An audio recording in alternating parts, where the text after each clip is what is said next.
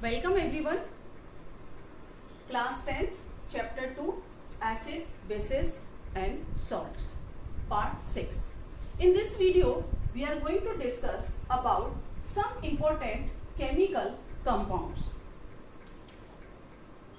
in which number 1, common salt, NaCl, and it is chemical formula and chemical name sodium chloride. Sodium chloride generally we used in our food, that is known as table salt.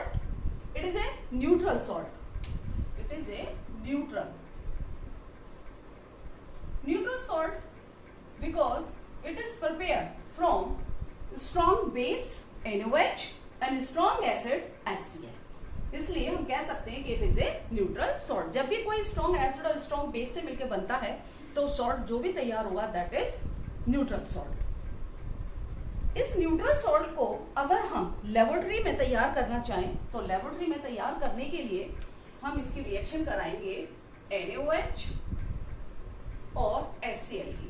जब NaOH HCl की reaction कराते हैं तो इससे बनता है NaCl plus water. तो हम इसको लेबोरेटरी में बना सकते हैं, बट लेबोरेटरी में हम नहीं बनाते क्योंकि इतने लार्ज स्केल पर जितनी हमें जरूरत है हम इसको लैब में तैयार नहीं कर सकते. तो हम किस तरह से इसको, कैसे इसका प्रोडक्शन होता है? Number 1, from sea water. Sea water से एक्चुअली कैसे तैयार किया जाता है? Production number 1, from sea water.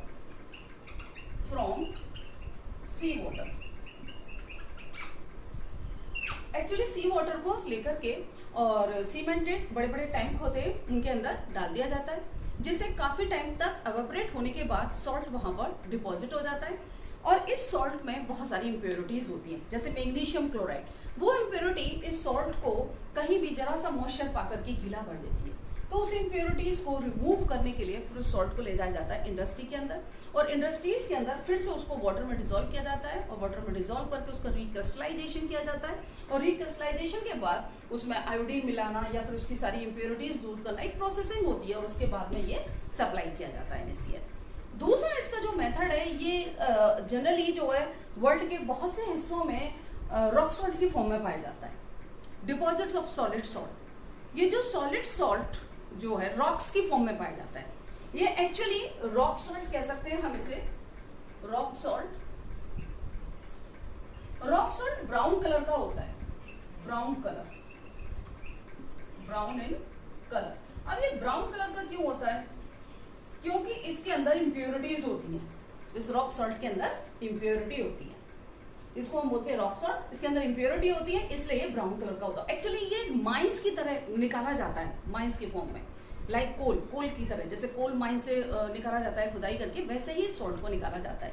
तो ये बनता कैसे? ये बनता है कि beds of rock salt were found बहुत सारे सी ऑफ बाइगोन एजेस, मतलब कि जब समुद्र बहुत बीते युगों तक, मतलब कि बहुत लंबे समय तक जो समुद्र सूख जाते हैं, सी ऑफ बाइगोन एजेस, ड्राइड, बहुत टाइम तक जो समुद्र सूख जाते हैं, तो उनसे सूखने के बाद बीते युगों तक सूख जाते हैं. सूखने के बाद में उनके जो सॉल्ट है वो डिपॉजिट हो जाता है एक रॉक की फॉर्म में.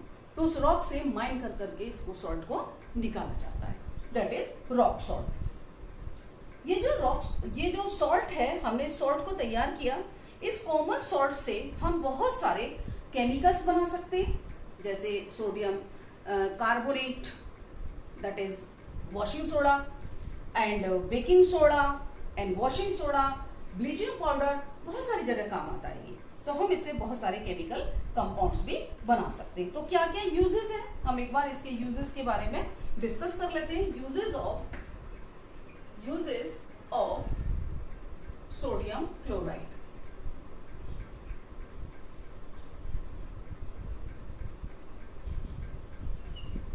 क्या क्या यूजेस हैं?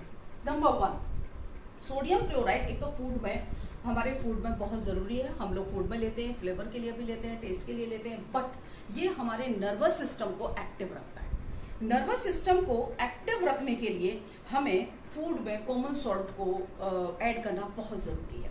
इसलिए हम जो है फूड के अंदर कॉमन सॉल्ट लेते हैं. वैसे तो कह सकते हैं कि फ्लेवरिंग की तरह की अगर कॉमन सॉल्ट नहीं होगा तो हमें फूड भी अच्छा नहीं लगेगा, हम नहीं खा पाएंगे, लेकिन ये हमारी बॉडी के लिए भी बहुत ज़रूरी है, नर्वस सिस्टम को एक्टिव रखने के लिए बहुत ज़रूरी है। दूसरा है प्रिजर्वेटिव की तरह, जैसे आपने देखा होगा कि आप देखेंगे पिकल्स वगैरह में इसको फूड प्रिजर्वेटिव की तरह यूज़ किया जाता है। उसको हम NaCl जितना ज़्यादा डाल देते हैं, फिश को प्रिजर्व करने के लिए भी आपने देखा होगा, अगर हम पिकल्स में NaCl ज़्यादा डाल देते हैं तो वो प्रिजर्व रहता है। या फिर आपने देखा होगा फिश जो पैकेट्स में आती है बंद, उनमें बहुत ज़्यादा सॉल्ट लगा हुआ होता है, तो ये सॉल्ट जो है ऑस्मोसिस के थ्रू उसके अंदर के वाटर को एब्जॉर्ब कर लेता है, जिसकी वजह से वो खराब नहीं हो पाता। अगर पिकल्स है या कोई भी और है जो आइटम हमने प्रिजर्वेटिव की तरह यूज़ किया सॉल्ट, तो वहाँ ये यूज है। दूसरा, इसका कॉमन सॉल्ट का यूज सोप इंडस्ट्री में भी होता है। नंबर 1 हम इसके 1 बाय 1 कहेंगे। इन फूड में यूज होता है नर्वस सिस्टम को एक्टिव करने के लिए। दूसरा हम कहेंगे कि इसका यूज करते हैं हम कहाँ, हम यूज करते हैं इसका जो है सोडियम क्लोराइड का पिकल्स में प्रिजर्वेटिव की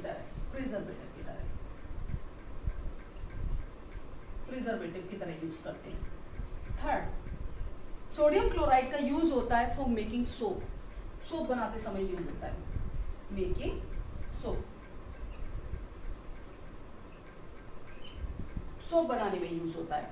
और कहाँ यूज होता है, मैन्युफैक्चरिंग सोप। और सबसे बड़ा इंपॉर्टेंट यूज होता है NaCl का कि जब ये आइस स्नोफॉल होता है तो हिल एरियाज पर रोड्स ब्लॉक हो जाती है, वहाँ बहुत ज़्यादा स्नो पड़ जाती है, तो उस कंडीशन में ये नमक की बहुत बड़ी बड़ी, नमक बोलते सॉल्ट की बहुत बड़ी बड़ी बोरियां लाई जाती है और उसमें सिल्लियों पे गिरा दी जाती है। जो बर्फ़ की बहुत ज़्यादा सिल्लियाँ हो जाती है, सिल्लियाँ कहेंगे कि मतलब बहुत ज़्यादा बर्फ़ डिपॉजिट हो जाती है, उस बर्फ़ पर ये नमक गिरा दिया जाता है, ये NaCl गिरा दिया जाता है, वहाँ पर फैला दिया जाता है, जिसकी वजह से उसका मेल्टिंग पॉइंट बहुत कम हो जाता है, आइस का 0 से नीचे चला जाता है और वो जो है इजीली मेल्ट हो जाती है और वहाँ से जो स्नो जो है हट जाती है।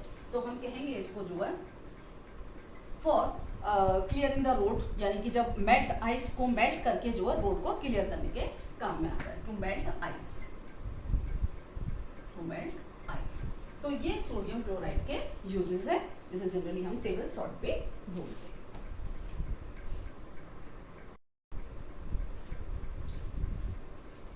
Sodium hydroxide common name caustic soda. ये जो सोडियम हाइड्रोक्साइड है केमिकल है और इसे हम कहेंगे बेस है, स्ट्रॉन्ग बेस है, कंप्लीटली आयोनाइज होता है वाटर के अंदर, sodium hydroxide. And sodium hydroxide generally prepared by the process of chlor-alkali process। Sodium hydroxide हम क्लोर-एल्कली प्रोसेस से बनाते हैं। कैसे बनता है, इंडस्ट्रीज में बनता है। कैसे बनता है कि एक्चुअली यहाँ पर ये जो ब्राइन है NaCl, ब्राइन बोलते हैं हम NaCl और वाटर के मिक्सचर को, इसको हम इस सेल में इलेक्ट्रिसिटी पास करते हैं, इलेक्ट्रिसिटी पास करते हैं। तो क्या होता है, देखिए ये एक कंटेनर है इस तरह का, ये बीकर टाइप का कंटेनर है, इसमें यहाँ से ब्राइन भेजी जाती है, यहाँ पर बीच में एक सेमी परमिएबल फिल्टर लगा हुआ होता है, उस फिल्टर से प्रोडक्ट सेपरेट रहते हैं, इधर ब्राइन रहती है और इधर यहाँ से इससे जो ये परमिएबल है, इसमें पोर्स होते हैं छोटे छोटे, इससे पॉजिटिव आयन इधर की तरफ ट्रांसफर हो जाते हैं। ये दो एनोड है, ये पॉजिटिव है और ये नेगेटिव है, ये दोनों इलेक्ट्रोड हैं, ये एनोड है और ये कैथोड है। इन इलेक्ट्रोड को एक वायर से, बैटरी से कनेक्ट कर दिया जाता है। अब होता क्या है कि जैसे ही ब्राइन यहाँ पर आती है NaCl और वाटर का मिक्सचर, तो जब इलेक्ट्रिसिटी पास होती है तो NaCl ब्रेक हो जाता है, किस में, NaCl आयोनाइज होता है Na आयन में और Cl आयन में। जो वाटर पहुंचता है यहाँ से, वो वाटर आयोनाइज होता है H आयन में एंड OH आयन में। तो इस तरह के आयंस यहाँ पर होते हैं। अब इन आयंस में से जो पॉजिटिव आयन है वो इधर जाते हैं, क्यों, क्योंकि उधर कैथोड है। ये जो आयन है, अब इन दोनों में, क्योंकि एक तो Na हो गया और एक हाइड्रोजन हो गया, अब इन दोनों से दोनों में से कौन सा आयन इधर कैथोड पर जाकर के डिपॉजिट होगा। तो इस कंडीशन में क्या होता है कि इनका इलेक्ट्रोड पोटेंशियल होता है, जो कि आप 11th स्टैंडर्ड में पढ़ेंगे, जिसका पॉजिटिव होता है। एक्चुअली सोडियम का नेगेटिव होता है और हाइड्रोजन का जीरो होता है इलेक्ट्रोड पोटेंशियल। तो जीरो नेगेटिव से ज्यादा है, तो जिसका ज्यादा होगा वो इस इलेक्ट्रोड पर पहुंचेगा। तो क्या होता है, एट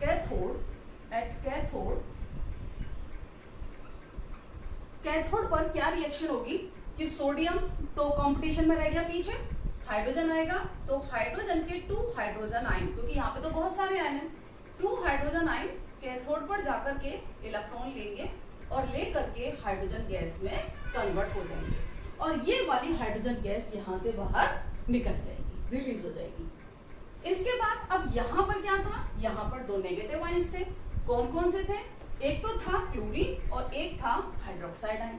अब यहाँ पर भी हम ये देखेंगे किसका ज्यादा है, तो OH के कंपैरिजन में क्लोरीन की वैल्यू ज्यादा होती है पॉजिटिव, तो इसलिए यहाँ पर कंपटीशन में OH पीछे रह जाता है। और क्लोरीन आयन एट एनोड क्या रिएक्शन होगी, तो क्लोरीन आयन पर नेगेटिव चार्ज है, तो 2 chlorine ion, chloride ion, chlorine नहीं कहेंगे क्लोराइड बोलेंगे, जब नेगेटिव चार्ज है तो क्लोराइड, क्लोरीन गैस बनेगी। तो क्लोराइड आयन अपना इलेक्ट्रॉन देंगे, 2 इलेक्ट्रॉन रिमूव करेंगे। कैसे, क्योंकि 2 क्लोराइड आयन है, एक क्लोराइड आयन पर नेगेटिव चार्ज होता है 1, तो 2 क्लोराइड आयन है तो 2 क्लोरीन देंगे, 2 इलेक्ट्रॉन देंगे, और यहाँ पर 2 क्लोरीन एटम क्लोरीन गैस की फॉर्म में, क्लोरीन गैस की फॉर्म में, ये क्लोराइड है, क्लोराइड नेगेटिव चार्ज देगा, एक नेगेटिव चार्ज रिलीज करेगा, जिसकी वजह से क्लोरीन एटम में बदलेगा, 2 क्लोरीन एटम मिलकर के क्लोरीन गैस बनाएंगे, और क्लोरीन गैस यहाँ से एनोड पर रिलीज हो जाएगी, निकल जाएगी। अब हमारे पास क्या बचा, देखिए यहाँ पर हमारी जो क्लोरीन है, क्लोरीन और क्लोराइड आयन, देखिए NaCl डिकम्पोज हुआ NaInOCl आयन में, वाटर डिकम्पोज हुआ H आयन और OH आयन में। अब यहाँ पर कंपटीशन में Na था और H था, जिसमें H का ज्यादा था इलेक्ट्रोड पोटेंशियल, इसलिए हाइड्रोजन इलेक्ट्रॉन लेकर के कैथोड पर जाकर के हाइड्रोजन गैस की फॉर्म में रिलीज हो गया। अब बचा यहाँ पर क्या, इन दोनों में कंपटीशन हो गया, इन दोनों में कंपटीशन में क्लोरीन का ज्यादा होती है वैल्यू, इसलिए क्लोरीन एनोड पर गई क्लोराइड आयन की फॉर्म में, क्लोराइड आयन ने 2 इलेक्ट्रॉन रिलीज किया और क्लोरीन गैस की फॉर्म में क्लोरीन गैस यहाँ से एनोड से रिलीज हो गई एनोड पर आकर। ये एनोड और कैथोड तो कनेक्टेड होते हैं बैटरी से, इसमें स्पेस नहीं था इसलिए मैंने आपको नहीं दिखाया है। तो ये एक्चुअली ये 10th क्लास में कभी डायग्राम बनाने के लिए नहीं आएगा, मैंने सिर्फ आपको इसलिए बताया है ये कि एक्चुअल बुक में जो दे रखा है एनसीईआरटी में सिर्फ ऐसे ही बोटल्स की फॉर्म में दिखा रखा है, तो ये डायग्राम गिवन नहीं है एनसीईआरटी में, तो जनरली एग्जाम में तो नहीं आएगा सीबीएसई बोर्ड में, बट आपको एक्सप्लेन करने के लिए कि हम किस तरह से इसमें जो इलेक्ट्रिसिटी पास होती है और क्या ये प्रोसीजर होता है। तो इस तरह से हमारे पास क्लोरीन गैस निकल गई है, हाइड्रोजन गैस निकल गई है। अब हमारे पास जो बचा है वो क्या बचा है, एक तो बचा है ये सोडियम और एक बचे है ये हाइड्रोक्साइड आयन, तो 2 बचेंगे, एक तो Na आयन, तो अब क्या होगा यहाँ पर Na आयन पॉजिटिवली चार्ज और हाइड्रोक्साइड आयन नेगेटिवली चार्ज मिलकर के बना देंगे NaOH, और ये NaOH यहाँ से बाहर निकाल लेंगे, इस आउटलेट से बाहर निकल आएगा। इस प्रोसेस का नाम क्लोर एल्कली प्रोसेस क्यों है? Chlor alkali process, chlor means chlorine, alkali means NaOH, तो इस प्रोसेस से क्लोरीन गैस प्रोड्यूस होती है और एल्कली NaOH प्रोड्यूस होता है, तो हम कह सकते हैं इस प्रोसेस को क्लोर एल्कली प्रोसेस, इसलिए इस प्रोसेस को क्लोर एल्कली प्रोसेस कहा जाता है। अब जो यहाँ पर हमारे पास प्रोडक्ट बने, इसके 3 यूजफुल प्रोडक्ट बने, और इन प्रोडक्ट्स से हमारे बहुत इंपॉर्टेंट यूजेस होते हैं। इन प्रोडक्ट्स के क्या क्या, 1 बाय 1 हम अभी डिस्कस कर लेते हैं। क्लोर एल्कली प्रोसेस से तैयार होने वाले जो हमारे पास प्रोडक्ट हैं, एक तो है हमारे पास सोडियम हाइड्रोक्साइड,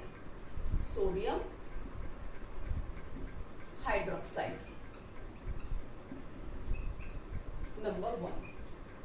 अब यूजेस क्या है सोडियम हाइड्रोक्साइड की, यूजेस क्यों हमें जरूरत है सोडियम हाइड्रोक्साइड की, और सोडियम हाइड्रोक्साइड हमारे किस किस यूज में आ सकता है। तो सोडियम हाइड्रोक्साइड जनरली सोप, और डिटर्जेंट्स में यूज होता है, आपको पता है NaOH, कास्टिक सोडा हम इसको कहते हैं। तो ये यूज होता है कहाँ, एक तो हम कहेंगे soap and detergents, soap and detergents, soap and detergents में यूज होता है। दूसरा जो इसका इंपॉर्टेंट यूज है वो है manufacturing of paper, paper manufacture,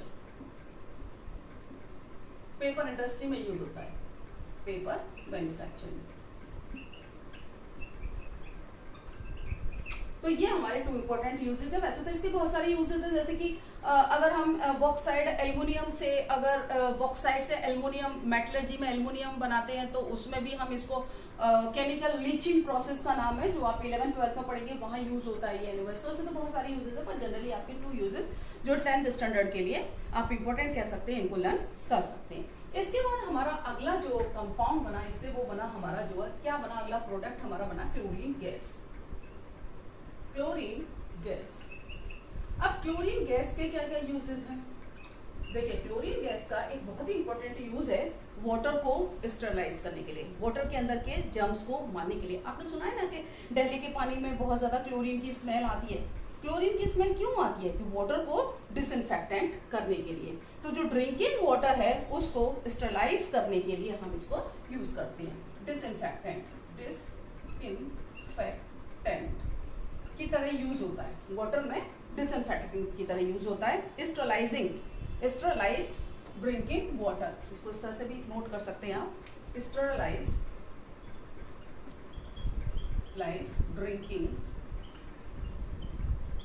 water.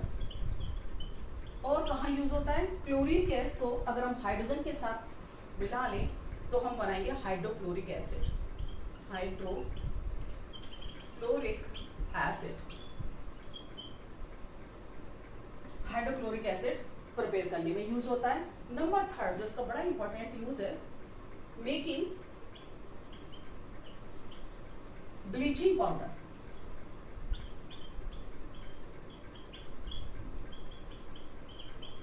Bleaching powder बनाने में काम आता है। ब्लीचिंग पाउडर में क्या होता है? Actually CaOH whole twice plus Cl2, chlorine gas, और इससे बन जाता है CaOCl2 प्लस H2। तो ये ब्लीचिंग पाउडर है, तो ब्लीचिंग पाउडर बनाने के काम में आता है। सेकेंड प्रोडक्ट, थर्ड प्रोडक्ट जो इसका है दैट इज वेरी इंपॉर्टेंट, हम कहेंगे hydrogen gas. Number 3 hydrogen gas. Hydrogen gas के बड़े इंपॉर्टेंट यूज है। नंबर 1, सबसे पहला इसका यूज है कि ये एल्कीज का निकल की प्रेजेंस में हाइड्रोजनेशन कराया जाता है हाइड्रोजन से, और उसको एल्कीज में बदल दिया जाता है। कह सकते हैं कि अनसैचुरेटेड कंपाउंड को सैचुरेटेड कंपाउंड में कन्वर्ट कर देता है। तो इसे कहेंगे हम hydrogenation, hydrogenation of vegetable oil, एल्कीज vegetable oil, table oil to vegetable ghee. Vegetable oil को वेजिटेबल घी बनाने में ये यूज होता है हाइड्रोजनेशन में, राइट। इसके बाद में जो इसका एक इंपॉर्टेंट यूज हम कह सकते हैं, जैसे हमने कहा hydrochloric acid, chlorine gas hydrogen के साथ रिएक्ट करके बनाती है, तो हम कह सकते हैं कि हाइड्रोजन गैस क्लोरीन के साथ रिएक्ट करके बना सकती है हाइड्रोक्लोरिक एसिड, हाइड्रोक्लोरिक एसिड बनाने में। और इसका थर्ड यूज जो हम कह सकते हैं, for manufacturing of ammonia, react with nitrogen, with nitrogen form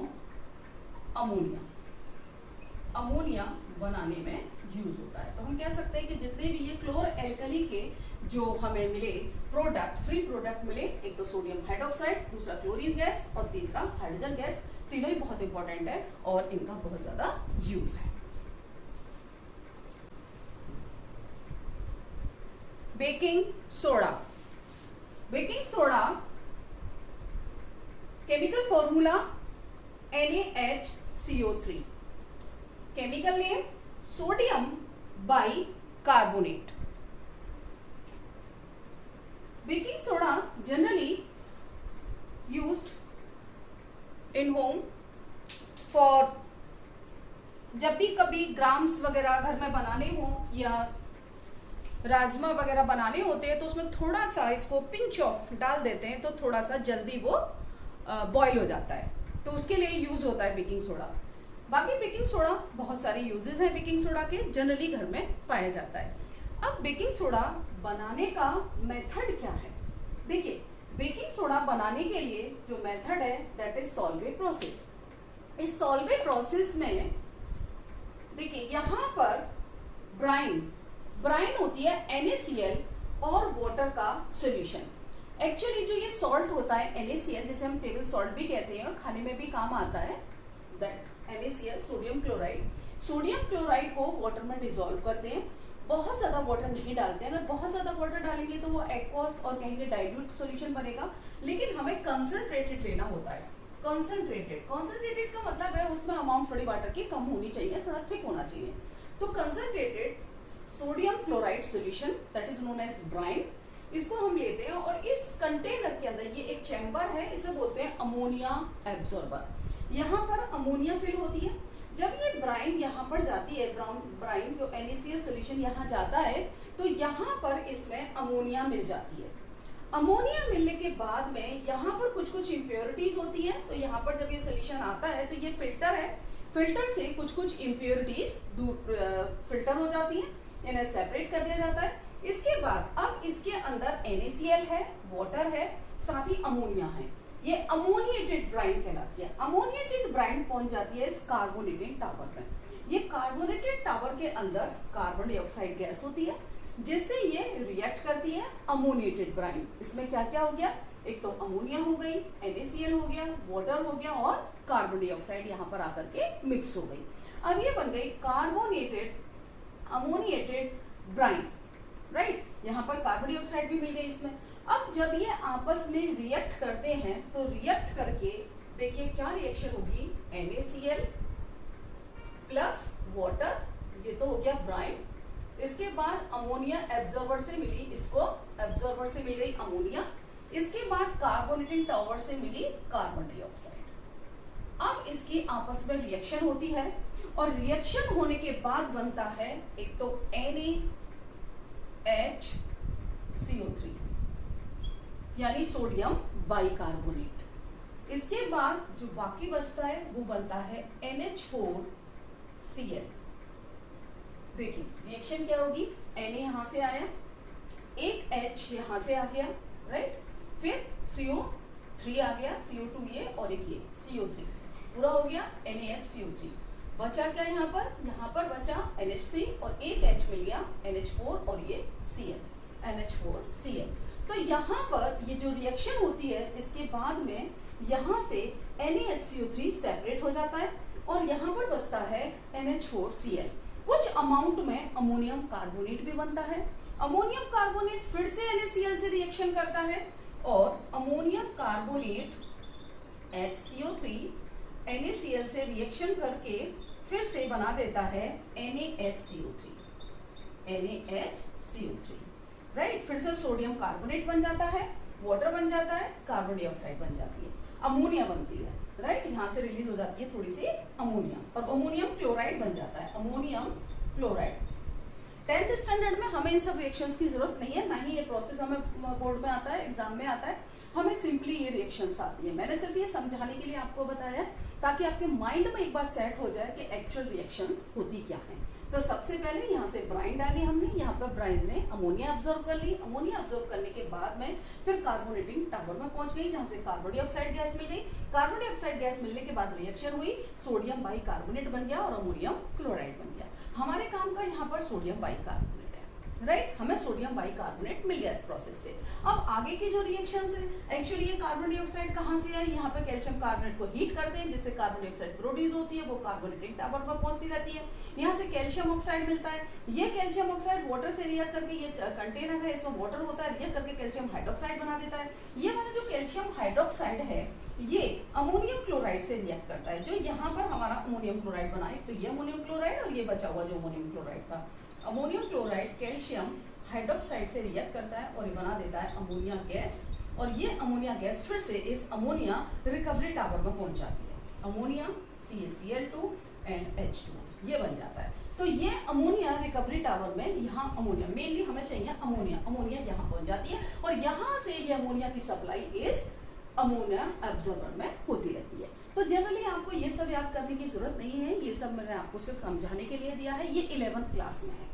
sodium carbonate वहाँ भी है, सोडियम कार्बोनेट बनाने का प्रोसेस, सोडियम बाइकार्बोनेट बनाने का प्रोसेस, जिसमें हमें ये सॉल्वेट प्रोसेस की जरूरत पड़ती है। आपके लिए सिर्फ ये है कि माइंड में एक बार फिगर सेट कर लीजिएगा का ब्राइन सॉल्यूशन जाता है अमोनिया एब्जॉर्बर में, जहाँ से मिल जाती है अमोनिया। इसके बाद में अमोनिया मिलने के बाद कहलाती है अमोनिएटेड ब्राइन, फिर वो पहुंच जाती है कार्बोनेटिंग टावर में, और जब कार्बोनेटिंग टावर में पहुंच जाती है तो कार्बन डाइऑक्साइड मिक्स हो जाती है। कार्बन डाइऑक्साइड मिक्स होने के बाद में यहाँ पर बनता है sodium carbonate, sodium bicarbonate, sodium bicarbonate बनता है, और क्या बनती है अमोनियम क्लोराइड। अमोनियम क्लोराइड फिर आगे का प्रोसेस है, उसकी हमें जरूरत स्टैंडर्ड में अभी नहीं है। अब हम बात करेंगे कि इसमें ये क्या है, एक्चुअली ये क्या है, ये एक सॉल्ट है, ये एक सॉल्ट है। कैसा सॉल्ट है, ये एक बेसिक सॉल्ट है। कैसे कहेंगे हम कि बेसिक सॉल्ट है, हाउ कैन वी से इट इज बेसिक सॉल्ट। देखिए बेसिक सॉल्ट हम इसलिए बोलेंगे इसको क्योंकि हम सॉल्ट पढ़ चुके हैं अब तक और हमें ये पता लग चुका है कि एक्चुअल में सॉल्ट बनते कैसे हैं। ये बेसिक सॉल्ट हम इसलिए कहेंगे क्योंकि ये जो है किससे मिलके बना है, ये मिलके बना है एक तो NaOH से, जो कि एक स्ट्रॉन्ग बेस है, और बना है किससे, NaOH और H2CO3 इससे मिलके बना है। जब ये बना है इससे मिलकर के, तो ये देखिएगा ये तो हो गया स्ट्रॉन्ग बेस, और जब स्ट्रॉन्ग बेस से मिलकर के, और ये है वीक एसिड, तो क्या बनेगा, जब स्ट्रॉन्ग बेस और वीक एसिड मिलते हैं तो स्ट्रॉन्ग नेचर बनेगी, जो बेस बनेगा। तो इससे बनता है NaHCO3, जो बचा H2O रिमूव हो जाता है।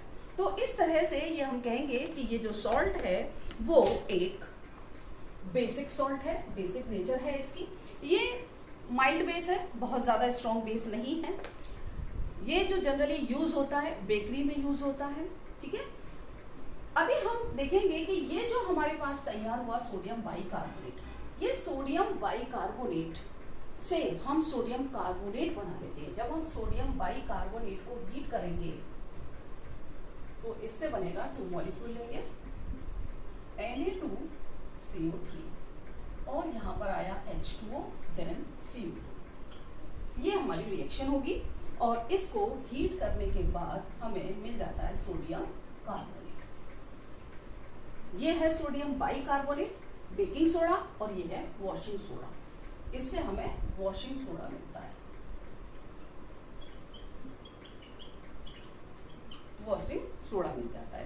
तो ये एक माइल्ड बेस है, नॉन कोरोसिव बेस है। अगर हम इसकी प्रॉपर्टीज की बात करें तो इसकी प्रॉपर्टीज क्या क्या हैं, प्रॉपर्टीज की अगर हम बात करते हैं प्रॉपर्टीज, तो इसकी प्रॉपर्टीज है, एक हम कहेंगे माइल्ड बेस। माइल्ड बेस का मतलब होता है वीक बेस। दूसरा नॉन कोरोसिव, ये बॉडी में अगर जाता है तो खराब नहीं करता है, नॉन कोरोसिव होता है, non corrosive in nature, non corrosive nature का होता है। माइल्ड बेस है, वीक बेस है। और इसके बारे में जनरली हम और बात करेंगे तो कहेंगे कि ये जो सोडियम हाइड्रोजन कार्बोनेट है white crystalline solid, white crystalline solid, white crystalline solid form में रहता है, व्हाइट क्रिस्टलाइन सॉलिड है, और वाटर में स्ट्रेंजली सॉल्युबल है, slightly soluble, slightly soluble in water, slightly soluble in water, water में बहुत कम डिसॉल्व होता है। तो इस तरह से हम इसकी प्रॉपर्टीज के बारे में बोल सकते हैं। नाउ अब डिस्कस करेंगे इसके यूजेस। इसके यूजेस बहुत इंपॉर्टेंट है। यूजेस क्या क्या हैं?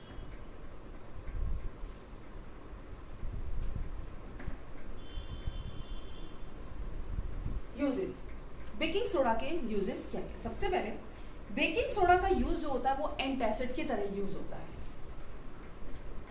As antacid. Antacid means anti acid. देखिए जब स्टमक के अंदर बहुत ज़्यादा एसिड रिलीज होता है तो हमें ये ले लेना चाहिए, क्योंकि जो इसकी pH है 10.5 के आसपास आती है, तो ये जो है हमें लेने में सही रहता है। 8 है, इसकी pH 8 है, 10.5 होती है मिल्क ऑफ मैग्नीशिया की, वो भी एंटासिड की तरह यूज होता है। इसकी pH अबाउट 8 आती है, तो ये हम ले सकते हैं। जैसे अगर थोड़ा इसको लेते हैं तो स्टमक के अंदर का जो एसिड होता है वो न्यूट्रलाइज हो जाता है, तो एंटासिड की तरह यूज होता है, नंबर 1। नंबर 2, ये एक फायर एक्सटिंग्विशर की तरह यूज होता है। फायर एक्सटिंग्विशर फायर को बुझाने के लिए, फायर एक्सटिंग्विशर मीन्स फायर को बुझाने के लिए कैसे यूज होता है? फायर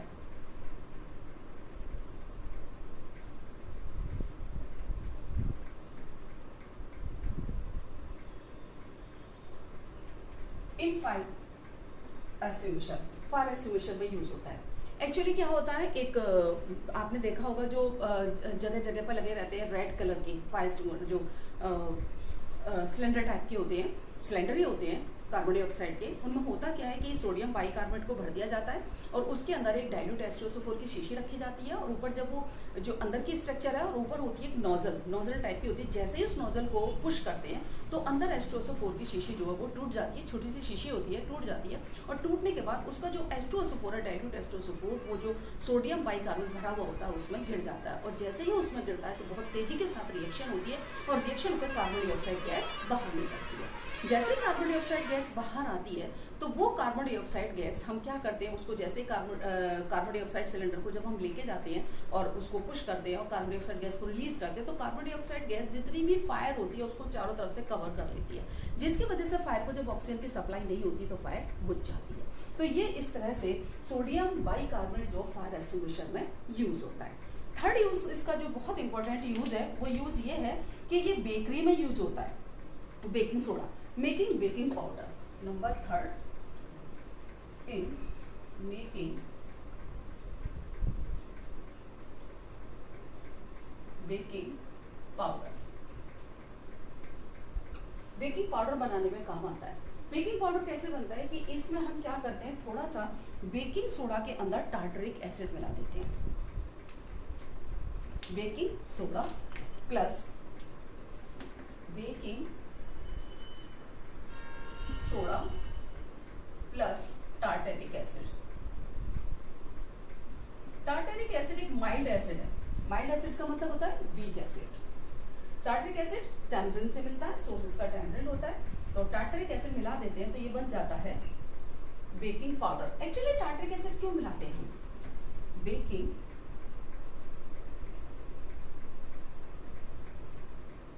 ये जो बेकिंग सोडा है ये थोड़ा सा बिटर टेस्ट का होता है, कड़वा होता है हल्का सा। तो जब ये बिटर टेस्ट का होता है तो इसको अगर हम डालेंगे, जैसे कि हम केक बनाने में डालते हैं, तो अगर हम इसको डालेंगे तो केक में कड़वाहट आ जाएगी।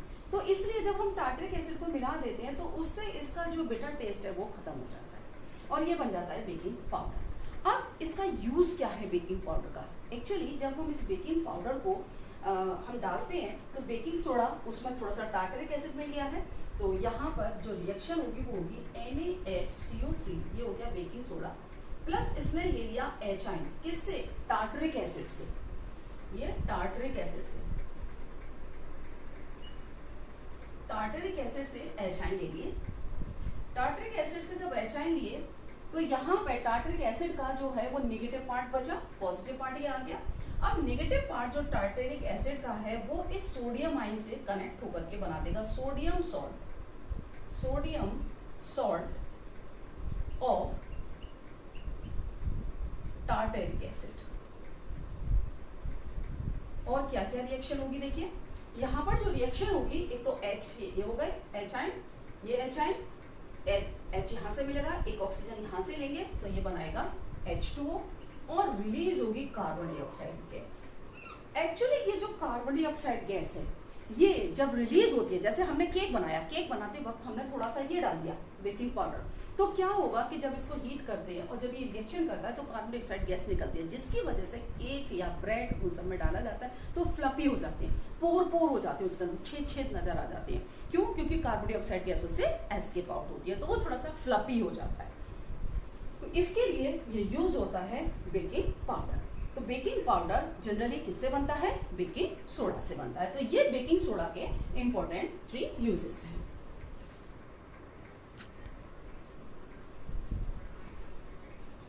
Washing soda, sodium carbonate.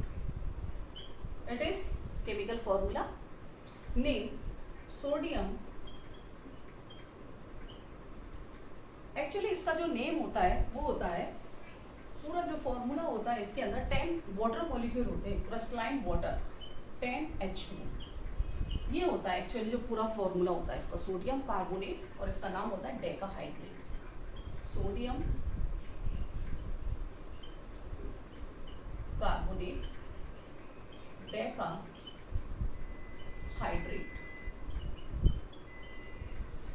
Sodium carbonate decahydrate इसका केमिकल नेम है। ये प्रिपरेशन इसकी किस तरह से हम इसको बनाते हैं, ये 10 वाटर मॉलिक्यूल होते हैं, इसको बनाया जाता है एक्चुअली सोडियम बाइकार्बोनेट से। तो पहले हम सोडियम बाइकार्बोनेट बना लेते हैं। सोडियम बाइकार्बोनेट बनता है NaCl H2O ammoniated brine, solvable process से, मैंने भी पीछे पढ़ाया है आपको। CO2 अमोनिया, पहले अमोनिया मिलती है फिर CO2 आती है, ammonia ammoniated brine then CO2 and form NaHCO3 plus ammonium chloride. ये जो हमें मिला सोडियम बाइकार्बोनेट, इस सोडियम बाइकार्बोनेट को जब हीट करते हैं, हीट 2 मॉलिक्यूल लेंगे तो बनेगा इससे सोडियम कार्बोनेट। ये जो सोडियम कार्बोनेट बना है यहाँ पर, ये एनहाइड्रस होता है। एनहाइड्रस मीन्स इसके अंदर वाटर मॉलिक्यूल नहीं है, तो इसको हम कहेंगे anhydrous. Anhydrous sodium, anhydrous word से रिप्रेजेंट होता है कि इसके साथ वाटर मॉलिक्यूल नहीं है present, carbonate, anhydrous sodium carbonate. इसको वैसे जनरली इसका जो जनरल नेम है वो है सोडा ऐश, सोडा ऐश, ये इसका एक जनरल नेम है। तो इस तरह से ये सोडियम कार्बोनेट एनहाइड्रस होता है। अगर हम इसको वाटर में डिसॉल्व कर दें तो क्या होगा कि ये वाटर से Na2CO3 वाटर से 10H2O ले लेगा और ये बना देगा जो एक्चुअल में है Na2CO3 10H2, sodium carbonate decahydrate, ये बना देता है। यही इसका एक्चुअल नेम है। प्रॉपर्टीज क्या क्या है इसकी? प्रॉपर्टीज की अगर हम बात करें, properties, sodium carbonate crystalline, white crystalline solid है, white crystalline solid, white crystalline solid and soluble in water, water में सॉल्युबल होता है,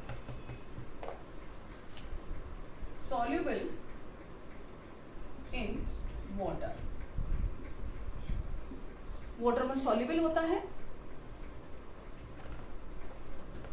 बेसिक नेचर का होता है क्योंकि ये स्ट्रॉन्ग बेस से मिल रहा है हमें, स्ट्रॉन्ग बेस और वीक एसिड से, तो बेसिक नेचर का है।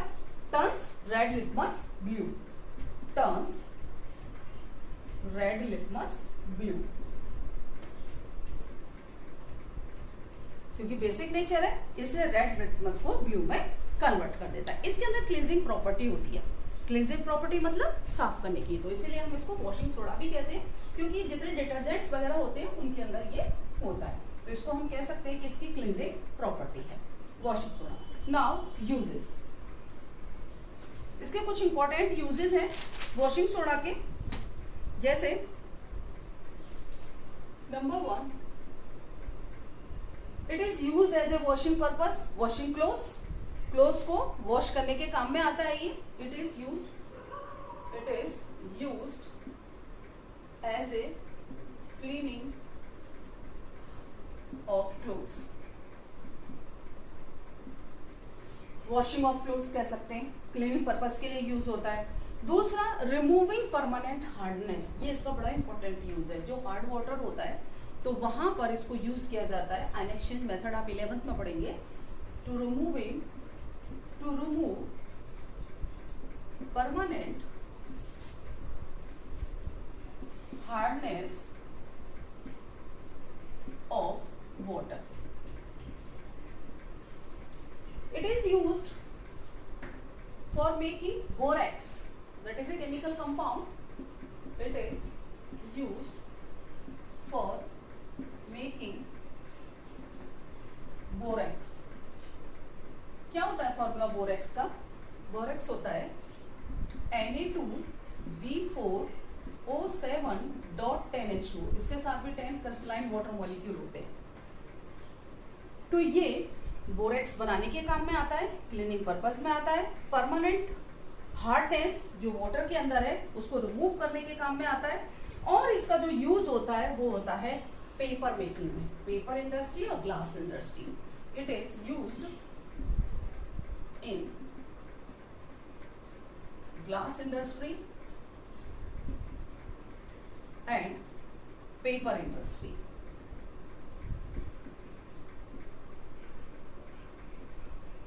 तो ये इसके इंपॉर्टेंट यूजेस है. 10th स्टैंडर्ड के लिए आपको 2-3 यूज करने जरूरी है. एक तो आप ये परमानेंट हार्डनेस वाला कर लें और ये जो है ये वाला कर लें. तो 2 यूजेस आपको करने बहुत जरूरी है. बाकी कॉम्पिटिशन्स अगर आप तैयारी कर रहे हैं NTSC वगैरह की, तो वहाँ तो कुछ भी पूछा जा सकता है, तो आपको एटलीस्ट इतना तैयार करना ही पड़ेगा.